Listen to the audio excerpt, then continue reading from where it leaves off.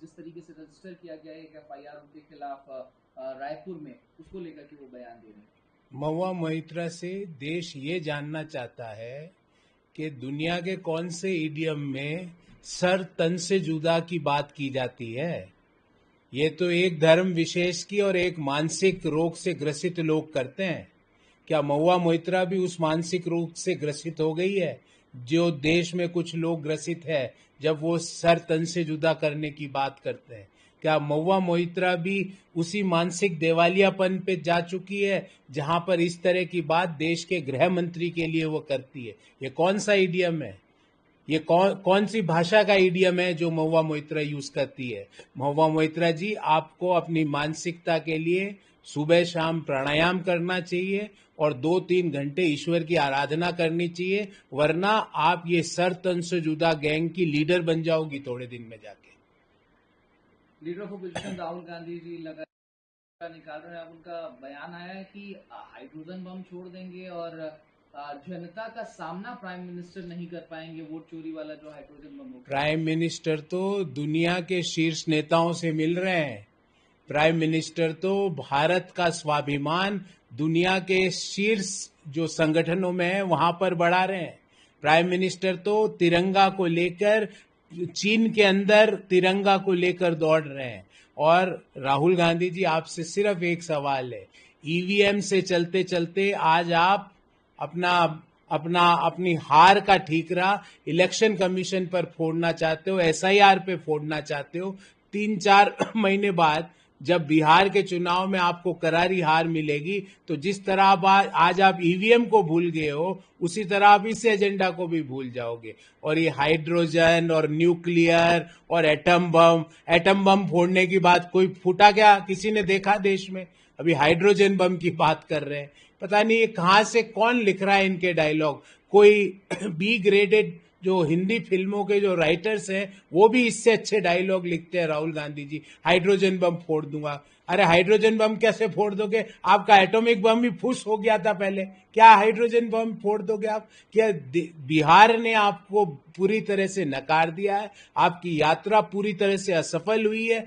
अब आप hydrogen bomb की बात कर रहे हो। आप कृपया करके देश के हितों की बात करो तो आपकी टैली बढ़ सकती है, पर देश विरोधी बयान देकर, संविधान विरोधी बयान देकर, इलेक्शन कमीशन के साथ गाली गलौज करके, उनको अपशब्द कह के, बाबा साहब अंबेडकर के लिखे गए संविधान की अवहेलना करके देश के लोग आपको मत स्नेह और समर्थन नहीं देंगे।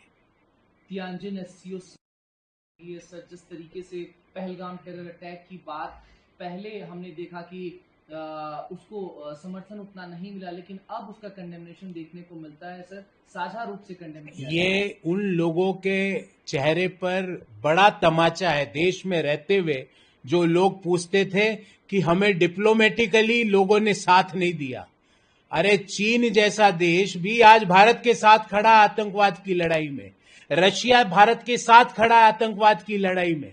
दुनिया के एससीओ संगठन के पाकिस्तान के अलावा अन्य देश भारत के साथ खड़े हैं। और भारत के प्रधानमंत्री ने स्पष्ट शब्दों में कहा कि पहलगाम जैसी घटना मानवता का विरोध की घटना है। ये सिर्फ एक देश के विरोध की नहीं, संपूर्ण मानव जाति के विरोध की घटना है। और सारे देशों ने, वहां उपस्थित सारे देशों ने पाकिस्तान के अलावा इस बात का समर्थन किया है। ये भारत की एक बड़ी कूटनीतिक जीत है, ये भारत के ऑपरेशन सिंदूर की जीत है, ये भारत की फॉरेन पॉलिसी की जीत है कि दुनिया की महाशक्तियां आज भारत के साथ खड़ी है। और उन लोगों के चेहरे पर तमाचा है जो भारत में रहकर ये सवाल पूछते थे कि ऑपरेशन सिंदूर के समय दुनिया का कौन सा देश हमारे साथ आया, पहलगाम की घटना का दुनिया के किस देश ने विरोध किया। ये देखिए, भारत के प्रधानमंत्री ने एससीओ में जाकर अपना विरोध दर्ज कराया और दुनिया की बड़ी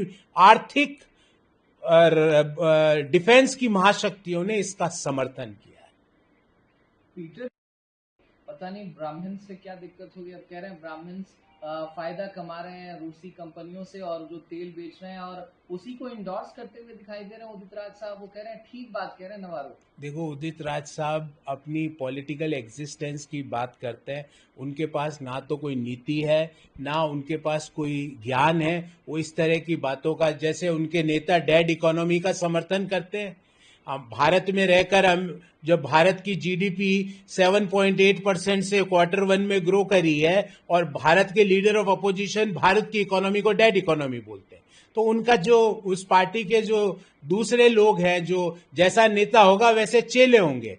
तो ये वहां ब्राह्मणों की बात कर रहे हैं। ये एक मानसिक दिवालियेपन की निशानी है कि एक जाति विशेष को इस तरह से टारगेट किया जा रहा है। और जो पीटर नवारो साहब है, वो पता नहीं क्या कहना चाहते हैं, मुझे नहीं पता उनके मन में क्या है। वो ब्राह्मण शब्द का प्रयोग जब उपनिवेशवाद काल के दौरान जैसा होता था वो करना चाहते हैं, कि वो एक जाति को टारगेट करना चाहते हैं। पर मैं ये कह सकता हूं कि पीटर नवारो इलिटरेट आदमी है। उनके पास ना तो थॉट है, ना उनकी नीति में दम है, ना उनकी भाषा में दम है। वो इस तरह की टिप्पणियां करके सिर्फ और सिर्फ अपना मजाक उड़वा सकते हैं। और उनकी टिप्पणियों का जो भारत में समर्थन कर रहे हैं, वो वही लोग हैं जो भारत को जातियों में बांटकर, धर्मों में बांटकर भारत के विकास को रोकना चाहते हैं। 2047 के विकसित भारत के संकल्प को रोकना चाहते हैं।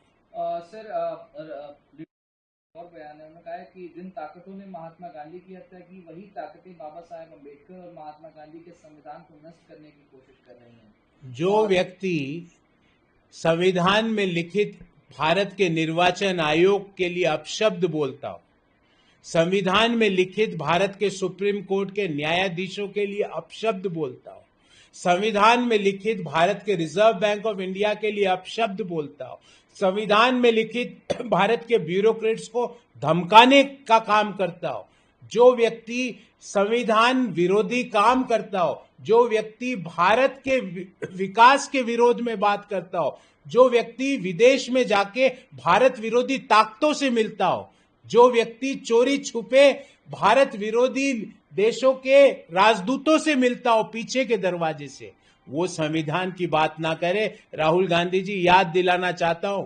कांग्रेस पार्टी ने बाबा साहब अम्बेडकर के खिलाफ अपना कैंडिडेट दिया था।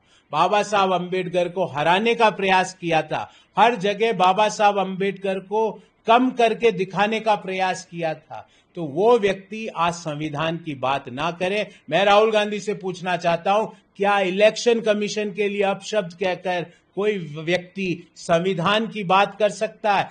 कि जो पार्टी देश में आपातकाल लगाती हो वो संविधान की बात ना करे, वो तो ही अच्छा है। बहुत शुक्रिया सर।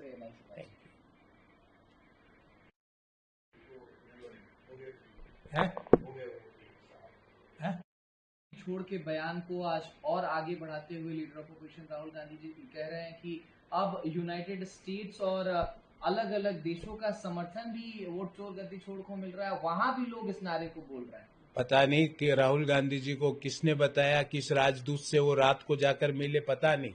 पर बिहार के लोग एक बात जरूर बोल रहे हैं, चारा चोर बिहार छोड़।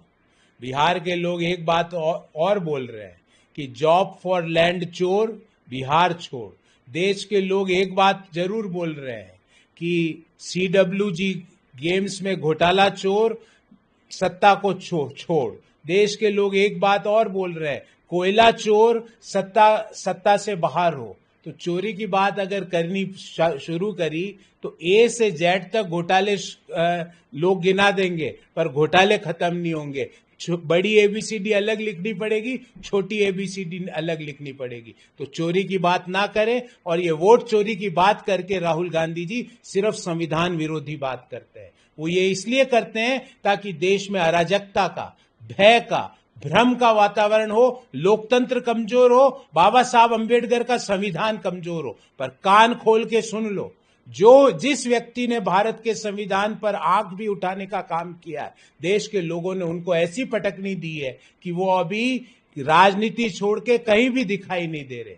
तो ये वापिस राहुल गांधी जी 99 से 29 पर आने का काम की प्लानिंग कर रहे हैं, उनको मुबारक हो कि वो संविधान विरोधी बातें करते जाए। बाकी चोरी किसने की सालों तक देश के लोग जानते हैं। बिहार के लोगों का हक किसने खाया, बिहार के लोग जानते हैं। भैंसों का चारा किसने खाया, बिहार के लोग जानते हैं। इसलिए चोरी की बात राजद और कांग्रेस ना करे तो ही अच्छा है।